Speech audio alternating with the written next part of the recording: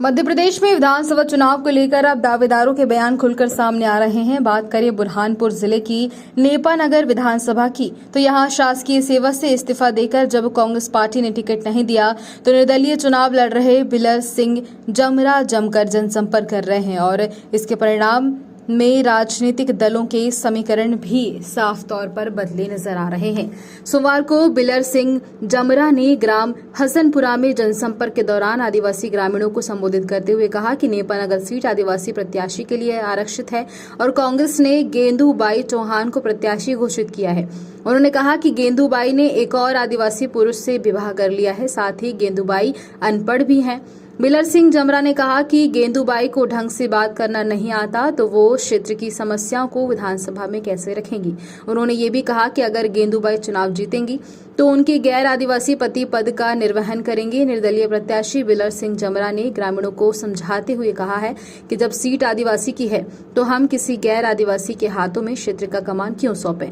बता दें कि बिलर सिंह जमरा पुलिस विभाग में उप निरीक्षक के पद पर थे और उन्होंने उनके क्षेत्र के आदिवासी समाज की सेवा करने के भाव के साथ सब इंस्पेक्टर के पद से इस्तीफा देकर कांग्रेस से टिकट की मांग की थी, लेकिन कांग्रेस ने गेंदूबाई चौहान को प्रत्याशी चुना, जिसको लेकर बिलर सिंह जमरा निर्दलीय चुनाव लड़ रहे हैं।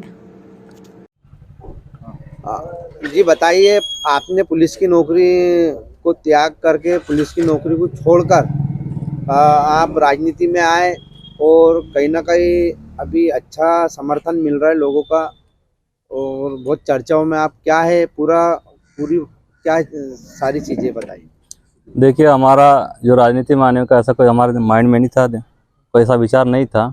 बाकी कुछ ऐसी स्थितियां बनी, जैसे पिछले 10-11 महीने पहले जो घटना देखी पिछले, तो वहाँ पे हमारा ये एरिया जो है नेपानगर क्षेत्र, घाघला क्षेत्र, यहाँ जंगल कटा है, सैकड़ों हेक्टेयर जंगल कटा बड़े पैमाने पर। और जब जंगल कटा उस सब शुरुआत हुई थी और उसके पहले सरपंच चुनाव हुआ था, तो माननीय मुख्यमंत्री शिवराज सिंह चौहान ने एक स्टेटमेंट दिया था कि आदिवासी जंगल के मालिक है। पंचायत चुनाव के पहले उस पंचायत चुनाव के दौरान बीजेपी कुछ नेता लोग, कुछ सरपंच के दावेदार थे बीजेपी समर्पित, उन लोगों ने बेभ्रम फैलाया कि अब हमें समर्थन दो, वोट दो तो हम आपको नवाड़ देंगे, जंगल कटवाएंगे। तो उसका उन्होंने गलत तरीके से प्रचार किया और उसके बाद ही जंगल कटना चालू हुआ चुनाव के बाद।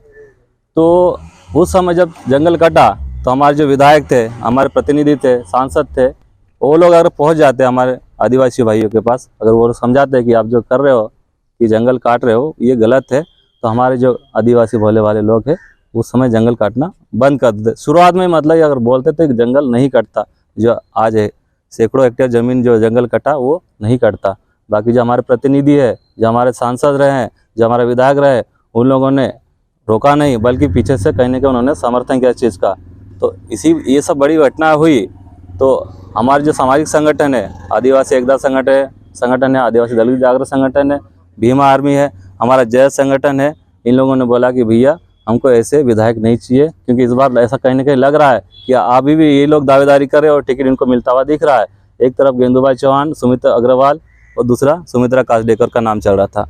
तो हम इन्होंने कहा कि हमारे समाज का पढ़ा लिखा योग्य उम्मीदवार चाहिए जो समाज को सही दिशा दे सके। तो समाज कहीं गलत रास्ते पे जाए तो उसको सही रास्ते पे लाए, सही मार्गदर्शन देने वाला चाहिए।